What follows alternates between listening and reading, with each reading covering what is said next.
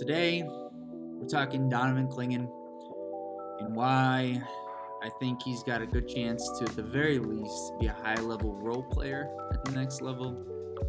And he's got a possibility to be more than that.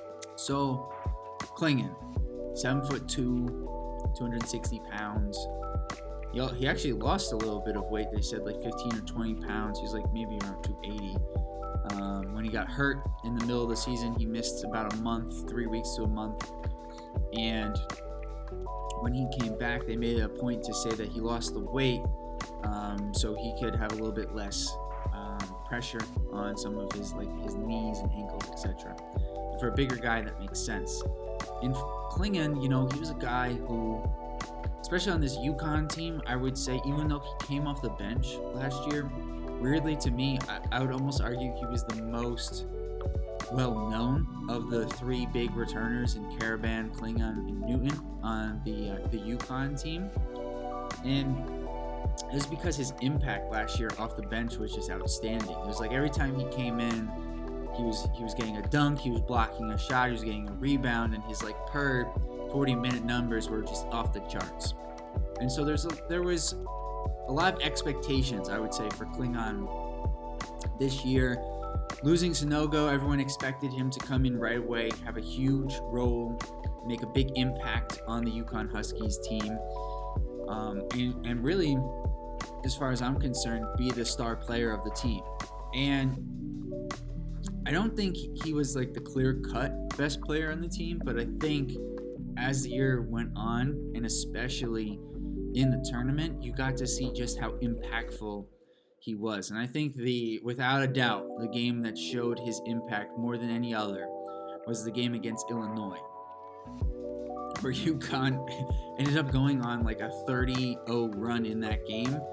But it was just night and day when Clingan was on the court versus off the court.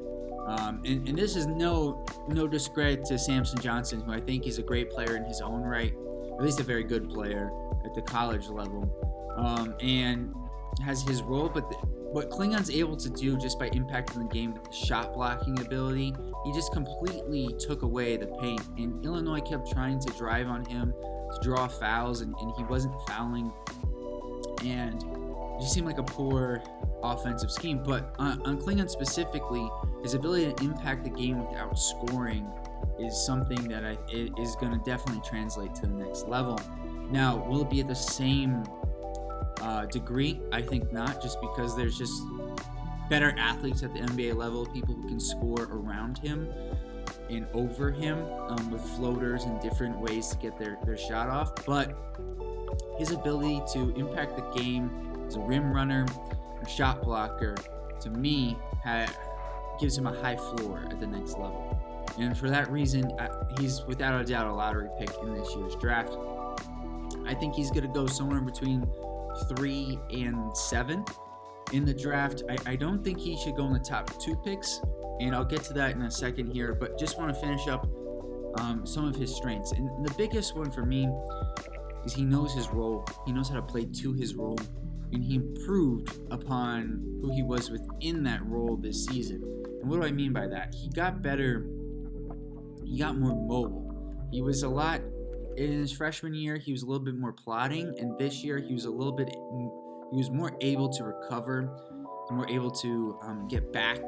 When somebody was able to beat him, he could recover and block a shot, whereas last year I don't think that was the case as much. And similarly, he was able to keep more people in front of him this year, which are two very big positives for him heading into the NBA level.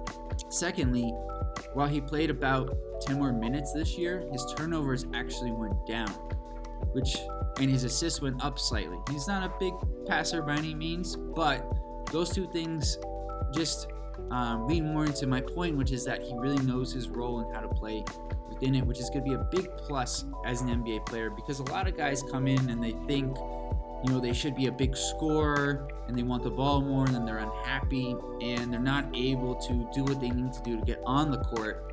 And then from there, you can expand your role as your coach and teammates gain trust in you. And with that being said, I think Clingan has a chance I don't think it's going to happen. If you're going to run a test and a simulation of all the possibilities, I don't think it's going to happen.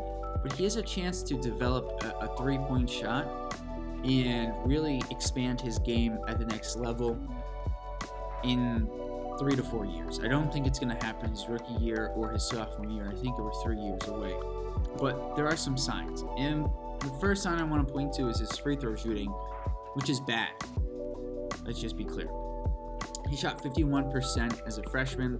He shot 58% as a sophomore. So you saw some improvement there. There were more attempts.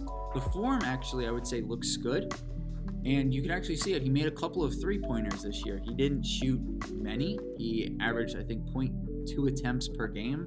So one attempt every 5 games, and I think he only made 3 or 4 on the season. So, you know, maybe he made one every 8 to 9 or 10 games, rather. And so, obviously, not a lot of attempts. But the form looks good. You can see, and just based off some of the other things I talked about, he's clearly a worker, and he's a guy who will continue to get better. So that's why I think the door is not closed on Clingan becoming a good shooter. But we have not seen results to indicate that that would be the case at the next level, which is why I think it's more of a remote possibility, and the reason why I have him categorized as a high-level role player. So who are some guys that I think he could play like? Names that come to mind kind of immediately would be like a Mark Williams and Vika Zubac, or even like a Derek Lively. Guys who are rim runners, although Zubac is a little bit more.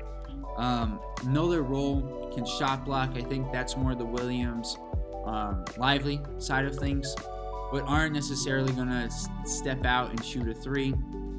And I think the Mark Williams comp is probably the best that I have as of right now, just because there is the element that they could develop perimeter shooting. They haven't done it yet, but they are really good at what they do well, and they know their role. So that's what I would say as far as a comp.